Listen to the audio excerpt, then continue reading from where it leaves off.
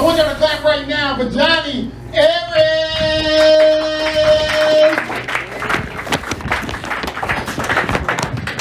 Tim Lovin, everybody.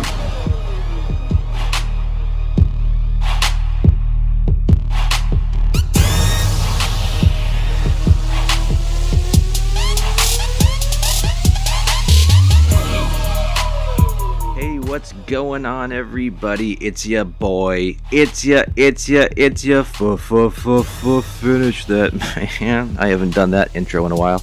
It's ya boy, Jonny Arez, and we are back with another edition of the Views from the Jon podcast. This time for the day after Christmas, the 26th of December. 2019, how are you? I'm just checking in on you. Did you have a nice Christmas? Did anybody remember to wish Jesus Christ a happy birthday? That's why we have Christmas, right? I don't think anybody did. Unless you are, an evangelist? No. Or a Christian? Or a Catholic, right? It's the whole reason we have Christmas. It's Jesus Christ's birthday, but everyone's too interested in stuffing their face with fucking cake and roast beef, right? Digging through presents. So yes, although it's been never said in many ways and all that shit, right? Like the song goes, "Happy birthday, Jesus." All right, so hopefully all of you had a fantastic Christmas Eve and Christmas Day, and now you're hopefully off, right? Who would want to go back to work the day after Christmas, right? Horrible, right? Even worse than like a Monday morning, the day after a holiday, and all you want to do is just, They should make the day after Christmas like a national holiday, like a day of rest after a busy holiday, like a Labor Day 2, where everyone just gets to chill out after the hectic holiday, So yeah, hopefully you had a good Jesus' birthday. All right, let's fly through some topics I have written down here, and they are random. I would tell you all about my Christmas Eve and Christmas Day, but I don't know. It wasn't very interesting, and nothing... I might have a story for you later. All right, so the Golden Globe nominations came out recently, and I haven't discussed it, but boy...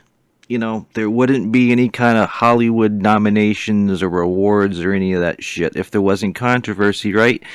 And this year's no exception. Okay, so here, the Golden Globe nominations came out, I want to say, December 9th. And oh boy, there was no women nominated for Best Director.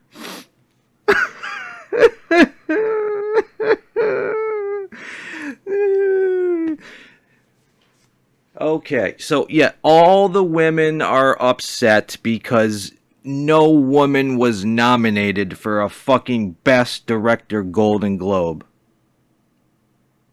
You didn't include me because I have a vagina.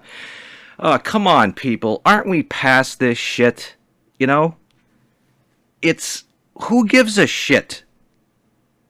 If it was a dude that directed Once Upon a Time in... Okay, I'm sorry. If it was a woman that directed Once Upon a Time in Hollywood instead of Quentin Tarantino, I think you would have gotten the nod, okay? Aren't we past this shit? You didn't nominate any women for this award category, so this is sexist. No, it's not.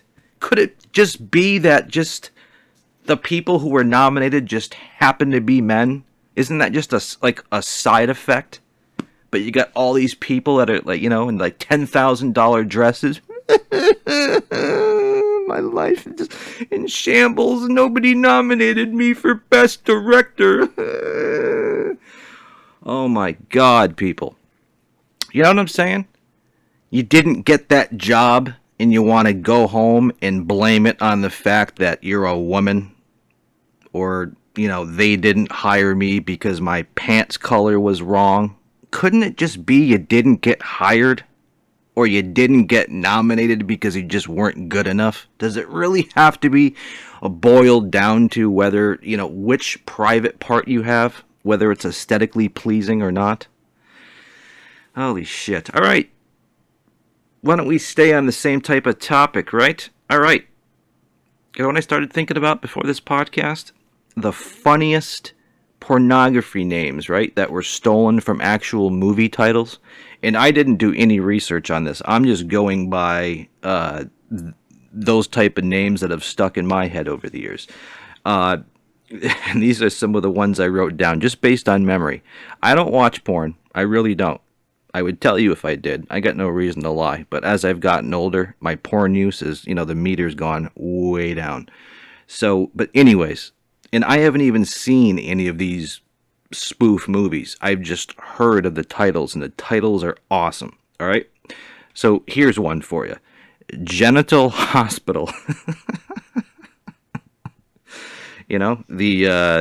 That horrible daytime show, General Hospital, that was turned into Genital Hospital. And here's another one. These next two could be the best of all time, right? Indiana Jones in the Temple of Poon. You get that? Indiana Jones in the Temple of Poon. Obviously, a spoof on Indiana Jones in the Temple of Doom. All right, the next one, for all you Harry Potter fans, right? Harry Pooter in the Chamber of Secretions. Harry Pooter in the Chamber of Secretions. Moving right on. Forrest Hump. Not Forrest Gump. Forrest Hump. This one I made up, but I'm sure it's out there. Instead of Top Gun, Top Cum. Right? Instead of John Wick, John Dick. This is a real one. Instead of Saving Private Ryan, I believe they came out with Shaving Ryan's Privates. Spaceballs. They didn't need to change that one. Instead of Saving Sarah Marshall, how about Fucking Sarah Marshall? Instead of oh God, I can't even think of the real movie name instead of the spoof one.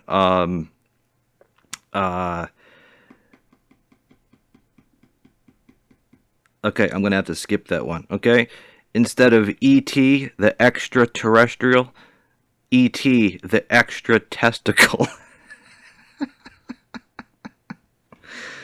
Okay, and instead of okay, I'm looking at two spoof names here that I literally made up before I started recording this, but yet I can't remember what movie I took them from.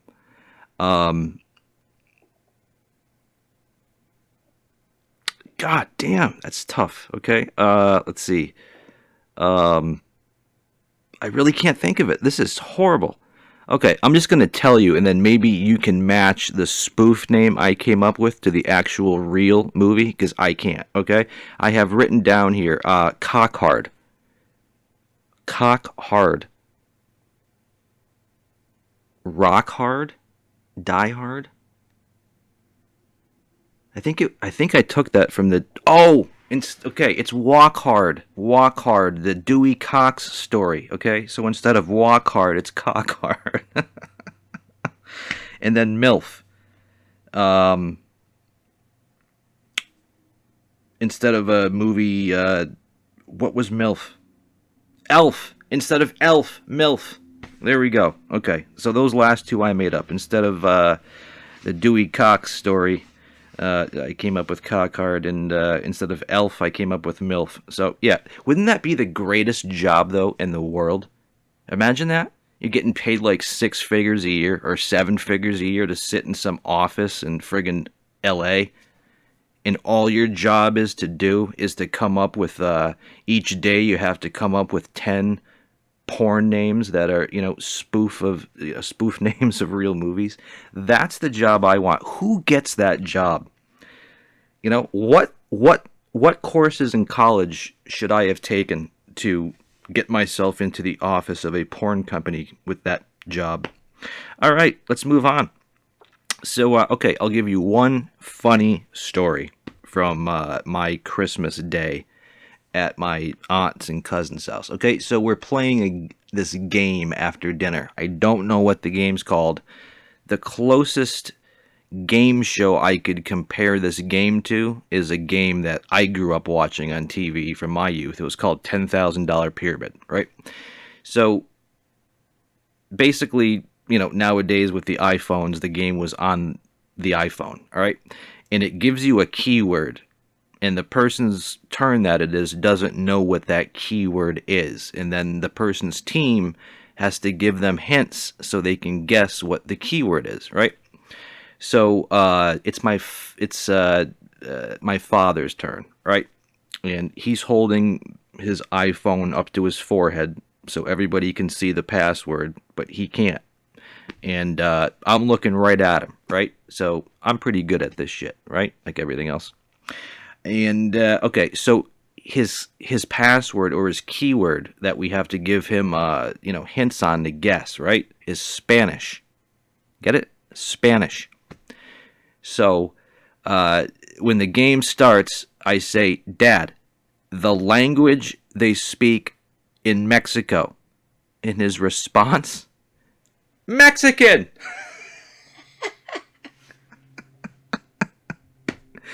Exactly. That is the language that they speak in Mexico, is it not? Mexican, right?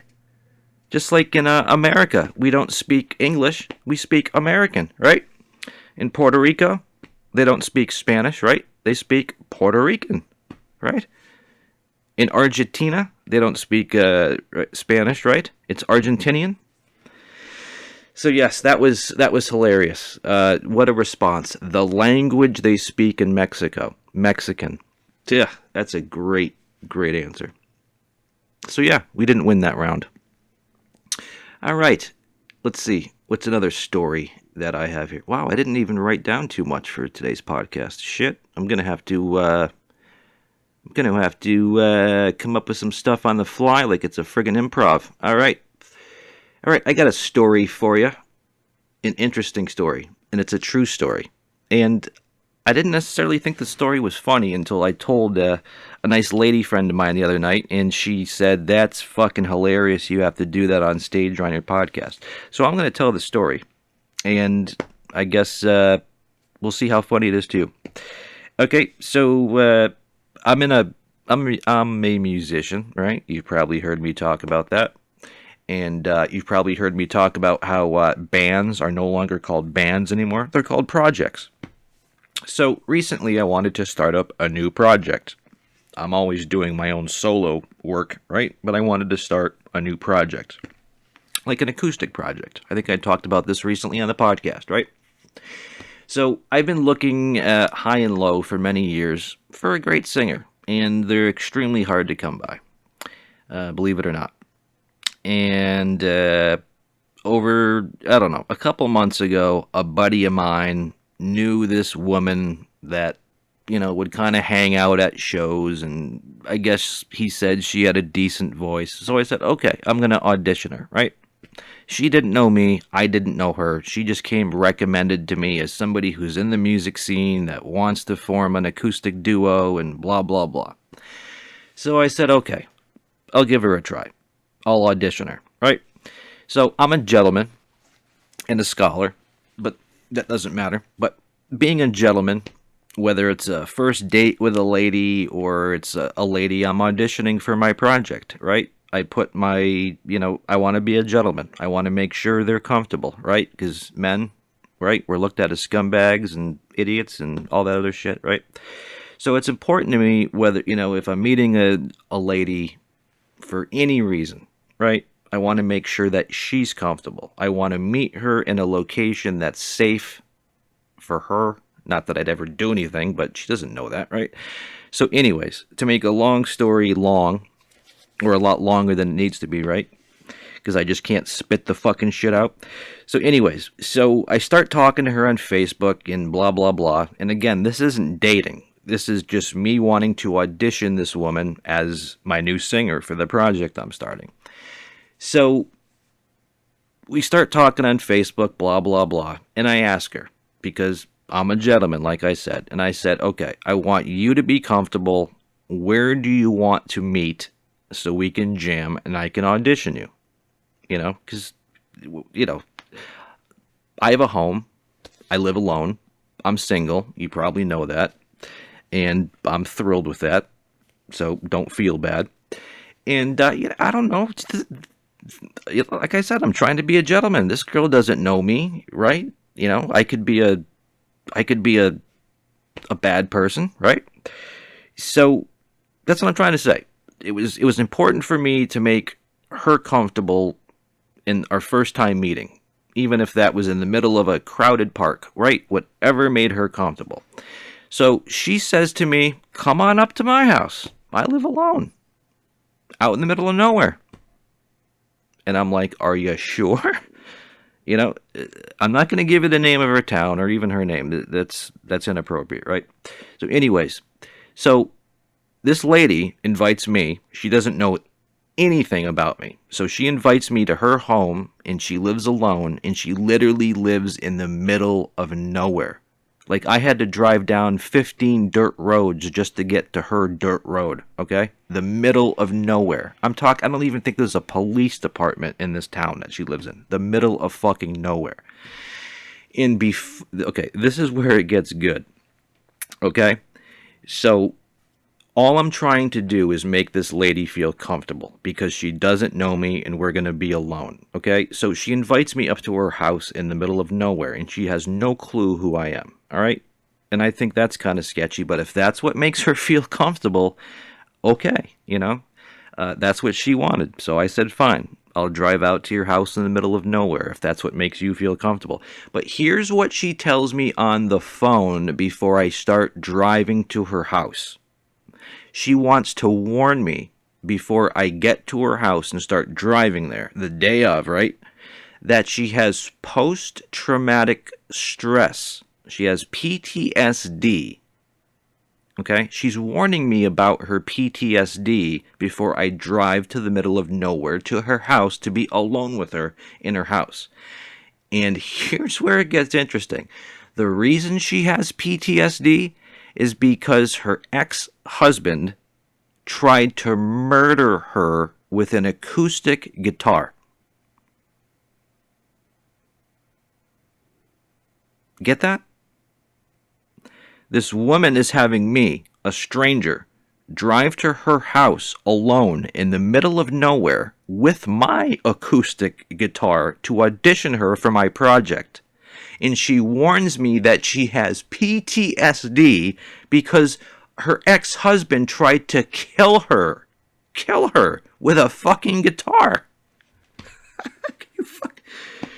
So here I am trying to make this woman feel comfortable with me because I'm a dude, right? And, you know, she doesn't know me, and it's 2019, right? It's better safe than sorry. And then she's telling me how she has post-traumatic stress because a dude tried to murder her with a fucking guitar.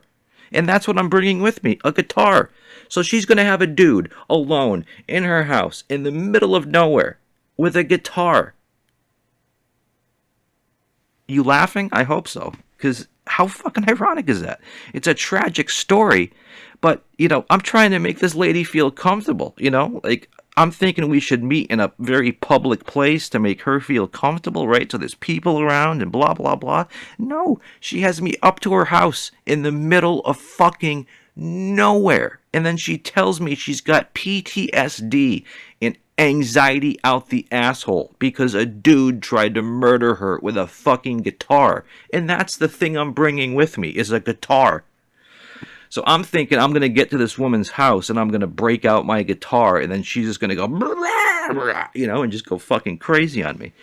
So, yeah. So yeah, I drove up to her house, drove through the craters in the road, and thankfully, when I broke out my guitar, she didn't break a pan over my face. So yeah, that was that story. Let's see. You know what I'm going to do? I am going to pause the podcast. And why am I going to pause the podcast? Because I have to pee. If you've been listening to this podcast, you know I have the bladder of a fucking squirrel. And I drink a lot of coffee. And what happens when you have a weak bladder and you get old and you drink a lot of coffee? You gotta go pippies. Did anyone's parents come up with like weird names for pee and poop when you were a little kid? That's what my dad called peeing when I was a little toddler. Do you gotta go make pippies? Do you gotta go pippies? Yeah, I gotta go pippy in my diaper. So yeah, Johnny Boy is gonna go pippies, and you ain't even gonna know I'm gone because the stop-start button is so fucking handy, right? Watch this. Look at that, the magic of the stop-start button. And while I was pippying just now, I thought of another thing we can talk about, right? This happened yesterday, and I can't stand this. I think of ideas for this podcast and ideas for stand-up bits for stage all the time. But yet, I don't write them down, and then I forget. And I just thought of something while I was pippying that I forgot to write down. You've probably seen this. Maybe you ladies, if there are any ladies actually listening to this podcast, you're probably too upset after I just, started to break down because no women were nominated for Best Director for Golden Globes. What is this world coming to? So anyways, yeah, ladies, you might not see this, but men, you probably have seen this. If you've ever taken a dump, right, in a public bathroom stall, you might have seen this written on the wall. I don't know who came up with this, but it's fucking genius, right? Because it's happened to all of us. Maybe even the ladies, if they'll admit that they fart and poop. They don't like to, right? So yeah, you've probably seen this written in the bathroom stall, and I want to know who wrote it, because it's genius. Because this is what happened to me a couple of days ago, and it's what made me think of it, and I was brokenhearted, right? And you probably know what that saying is. Here I sit, brokenhearted. I came to shit, but only farted, right? We've all been there. You feel this great, satisfying shit brewing up, and you go in the bathroom, you break out a magazine, you put that fan on, you sit down, the toilet seat is no longer cold, right? And then you're sitting there, and you blow out a bunch of air out your asshole, and then you realize you're done. No shit came out. And you literally feel brokenhearted, right? Because sometimes when you take a nice long shit, it's like, it's real satisfying. You know? It's almost as good as an orgasm. Right? So that's such a true statement. You're sitting there broken-hearted because you came there to shit, but all you did was fart. How true is that? And somebody put those great words of wisdom up in every men's bathroom stall across America. And if there's no other reason to come here, it's for that experience alone. What a great quote. What are some of your favorite bathroom quotes, sir, when you're standing by your glory hole? So yes, that happened to me the other day. I was brokenhearted because I went to shit and only farted, and then that made me think of how I've seen that in every, men's room I've ever been in. And I don't know if women write. Do women do that? I don't know. Do I have any women listeners or fans? If I do, write to me at info@realitydrip.com. Let me know. Do women write inside bathroom stalls?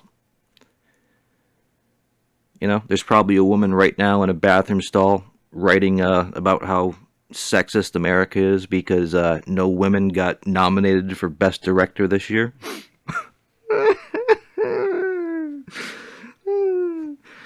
Oh, God. Do men get pissed off? Is there ever a category where no men get nominated for an award and all the men go, you don't like us anymore because we're mad. We didn't get nominated. Why is there always collusion to everything, people? Seriously. You don't get picked first for volleyball. You don't get a job. You fucking have to come up with fucking 80,000 reasons why it just didn't go your way when it just... Could it just be that just shit happens? Could it be that no women were nominated for Best Director just because that's how the voting went? Does there have to be collusion? Do you think the people who actually nominate people for Golden Globes are sitting in that room, like, rubbing their hands together like, oh, I know what we're going to do this year. We're going to exclude all the women from the Best Director category, and that's just going to get them so riled up. You know what I'm saying? Fucking Christ. Give it a rest. Ladies, you didn't get nominated for a fucking award. Grow up. There's always next year. Christ, wasn't it only a few years ago that women could vote? I think you're making Sorry. I think we're making progress here. All right? Let's stop worrying about who got nominated for fucking Golden Globe Awards. Who gives a shit? There's billions of people dying and starving, and we're gonna cry in a $10,000 dress about how women didn't get picked for a fucking award. My God, people, let's fucking put things in perspective. Okay, the last thing I have written down here, and I don't know if you'll find this interesting, but it certainly was for me, and I don't think it has the same mystique as it used to, right? So I live in the Northeast United States, right? And from where I live in the Northeast United States, the great country of Canada and the great city of Montreal is only about a 3 or 4 hour drive from here, right? And back in the late 90s, when I was in my teens, right? The drinking age here in America, 21. Cross the border into Canada, the drinking age, 18. Right? So, from where my friends and I grew up in our teens, we could take a 3 hour drive into a whole nother country, into a giant city that spoke a completely different language, and you could legally drink. Where do you think we'd go almost every weekend? So yes, back then you didn't need a passport to get into Canada. You didn't. You just needed your driver's license, and they'd ask you if you had anything to declare. No, they'd only ask you if you had. I think they'd only ask you if you had anything to declare when you were coming back into America, and we'd always fuck with the border patrol agent. You know, every time we'd come back into America, they'd be like, "Anything to declare? Yeah, your fucking country's colder than shit."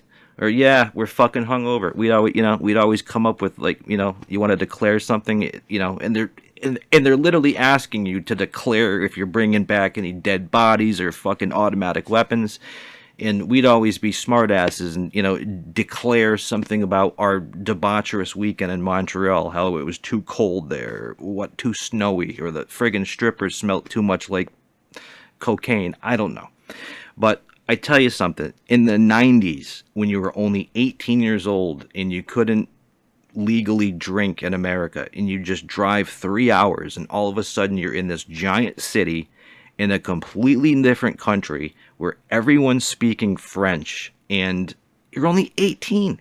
You don't know what it's like to go bar hopping in New York or Boston or in America. But now you're in a different country speaking French, and every other building was a strip club. And I don't know. I don't think it's got the same mystique now in 2019 because now you have to have a friggin' passport just to cross into Canada. And I don't think, Montreal is as debaucherous as it was in the 90s when I used to go up there with my friends when we were only 18. And I'm telling you, when you're 18 and you're living in this area of the country and you go up into Montreal and it's just a free-for-all up there, when it comes to women, partying, drugs, strip clubs, prostitutes. I mean, it was just a free-for-all up there. And we were only 18, and it was all legal. It was crazy. That was some of the best trips of our lives, going up there with me and like all my best friends and just partying at a young age in a huge city in another country. And I don't know. Of course, we were 18-year-old guys who couldn't legally drink in the country. So where do you think we would go when we went to Montreal at night, right? We would end up at a place called, it was a huge fucking dance club, Dome. Does anybody remember Dome? I don't know if Dome is still there, but Dome was the shit. Dome was like a 5 dance floor level, just giant club, just blasting techno with like 30 bars, and it was always packed. And God, at 18 years old, I had never really partied in a big city before, or never been to like New York City, like a big underground like club where right, and everyone's like just, you know, like pulsating and shit. That's how this club was. But what we'd do is we'd go out to dinner somewhere, right? And then we would, you know, bounce from strip club to strip club to strip club to strip club. And then late night, we'd end up at Dome. And we would just be in the middle of that crowd with the lasers going. And there was like literally 1,000 people in there. All kids our age. All good-looking, young, professional kids. 18 years old, 19 years old. With that techno going. I tell you, it was a fucking blast. To be 18 and be like in another country with a different language and a different everything at only 18. When we couldn't even remotely think about that shit in America. And like I keep saying, the strip clubs were fucking crazy. I've never seen a strip club in America that could even hold a candle to what strip clubs were in Montreal in the late 90s. And I'll give you one prime example. And I don't know if you could do this anywhere else in the world or the country, or whether you can even do it in Montreal anymore. But the story goes, like I said, we were going up there all the time at age 18. Because 18 was the legal... 18 or older in friggin' Canada, anything goes, right? So the strip clubs up in Montreal, Canada, they don't have dollar bills, right? But they have a coin that's $1 and a coin that's a $2 piece. And at the strip clubs up there, this one in particular, and I still remember the name of the strip club. What are the chances I still remember that name? I seriously have not partied in Montreal for like 21 years, and I wonder if this club is still there. But here's a shout out to you. The name of the club was Cabaret Teasers, and I almost want to say it was on Saint Laurent. Saint Laurent, right? That's how you say that. You know, an idiot American would probably say Saint Laurent. No, Saint Laurent, right? It was on Saint Laurent, and the name of the club was Cabaret Teasers. So here's what you could do. So you had a big stage in the middle of the strip club, right? Surprise, surprise, with, you know, 3-4 poles on it. And then there was seats all the way around the stage. And what they would let you do at this strip club is you could stick one of those $1 or $2 coins in your mouth and then get on your back and slide out on the stage. And the dancers would come by and they would pick up that coin out of your mouth using either their boobies or their labia, right? Is that the technical term? Labia? Where else in the country, or America, or even in Canada can you do that still? That true fucking story. Ask anybody who went to Montreal in the friggin' mid to late 90s. You could do that shit. You would put a coin in your mouth, slide out on that stage, and one of those women would either pick it up with their labia or with their boobies. For an 18-year-old kid from America who could never legally drink in a bar, and now I got, you know, these beautiful women taking coins out of my mouth with their boobs or their, you know, vagina. Oh, it was such heaven. I tell you, what an experience that was. So yes, Montreal in the mid to late 90s when we were only 18, those trips. Only a 3-hour drive. Like I said, you didn't need a passport. And it was so much fun. Those were some of the best times, man. They truly were. Let's see, what else do I have here? Oh, I have to apologize. Some of you may have been hoping that I would stick to my promise, because I told you all last week I was going to do a Christmas special. I was going to do a Christmas-themed podcast where everything was about Christmas. And I'm going to tell you the honest-to-God truth. I did not have a window of quiet or time to record that podcast. I couldn't do it. I know a lot of the bigger comics and podcasters have actual studios that are soundproof to which they can do their podcast in.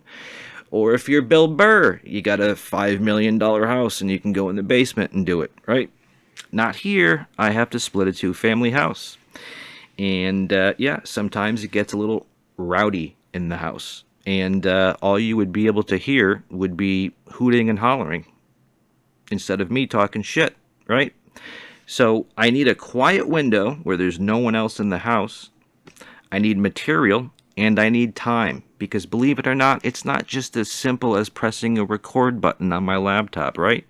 There's pre-production, there's the actual recording, and then when I'm done with the recording, then I have to take this fucking podcast into a post-production and go through the audio, make sure there, blah, blah, blah, right? It takes like half a day to do this shit for you people. And then you want to complain, where's my fucking podcast? I don't have a podcast this week. Where is that motherfucker?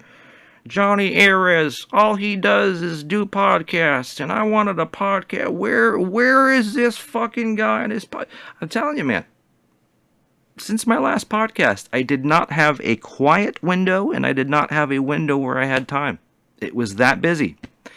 But here it is, the day after Christmas, and I have a little quiet window, and I had a little bit of a window to talk shit into a microphone, and that's what we're doing. And yeah. I apologize for it being so sloppy because I wasn't very prepared. You know what I can do? No, I'm not going to do that. What else can I talk about? I'm literally out of topics. Let me go into my stand-up set. Maybe I can tell you a joke. There you go. A lot of comics actually use their podcast as their open mic, right? So here we go. Last night, this is a true story. Last night when I got home from the Christmas festivities, I was looking for something to do, right? And I'd already seen, National Lampoon's Christmas Vacation. I've been watching that every night. I've seen Elf 50,000 times already this Christmas. A Christmas Story, right? I had saw it a couple times Christmas Eve. So I said, you know what? I'm going to turn on my Xbox, and I'm going to play my driving game. And I think it's Forza Horizon. Right? It's like a driving simulator.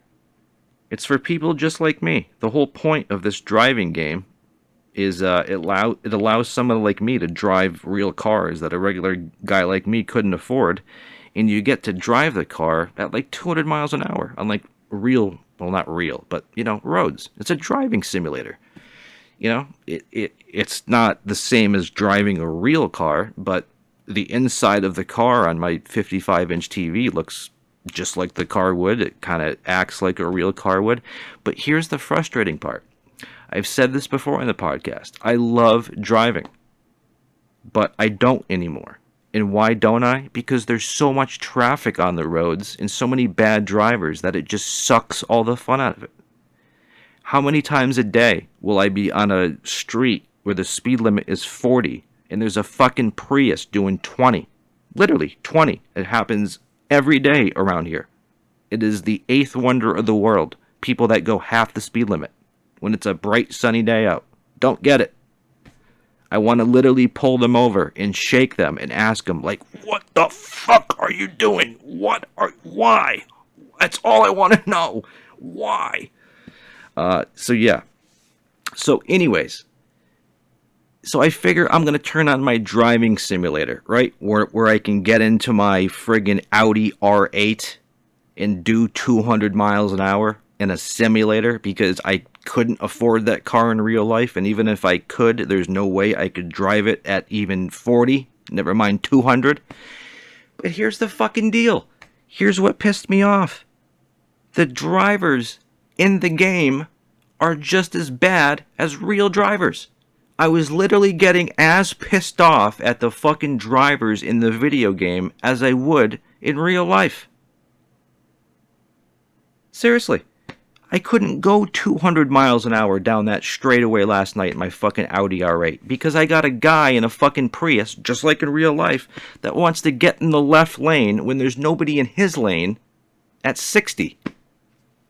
See what I'm saying? So even though this is a driving simulator, right? For people like me that can't afford real shit, real cars, can't drive 200 miles an hour without the consequences. And the artificial traffic in the game is just as bad as real life. So fuck, I went and took that game and threw it right out the window last night. Let's see, what else? So yeah, that's a bit I'm going to develop for the stage. I don't know how funny that was to you, but it's true. You ever have one of those driving games? And you just like driving it, but you get pissed off because the traffic and the drivers in that game are as bad, if not worse, than real drivers? That's the whole point of me wanting to drive a game, so I don't have to deal with idiot drivers. But I guess they wanted to make it realistic, right? All right, here's one. You want to hear the most ghetto guitar case I've ever seen came into my house the other night, right? This dude has an acoustic bass, a bass guitar. And rather than buying like a cheap gig bag for it, like a non-hard case or an actual case for it, he walked his bass guitar into my house wrapped in a fucking blanket. You get that? This dude uses a blanket as his guitar case.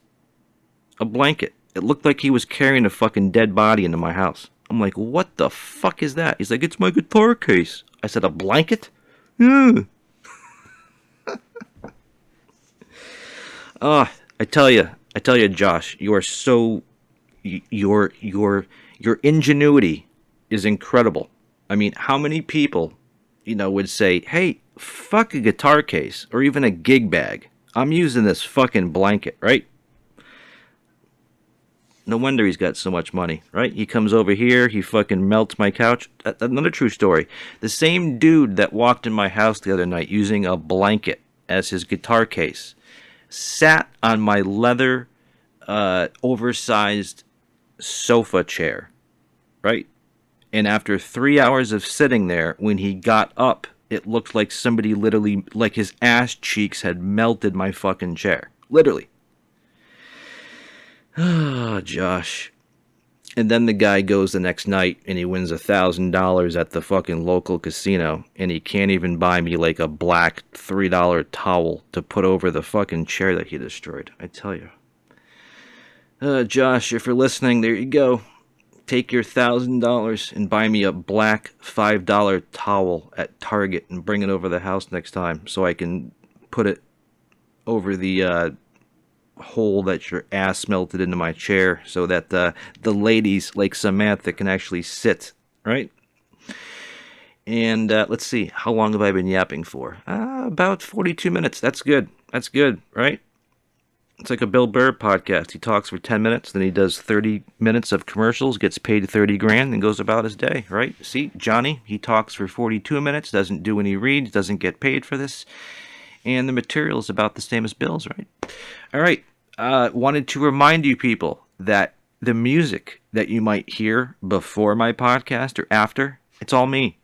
It's either my own shit, or it's from a project or a band I was in that I wrote.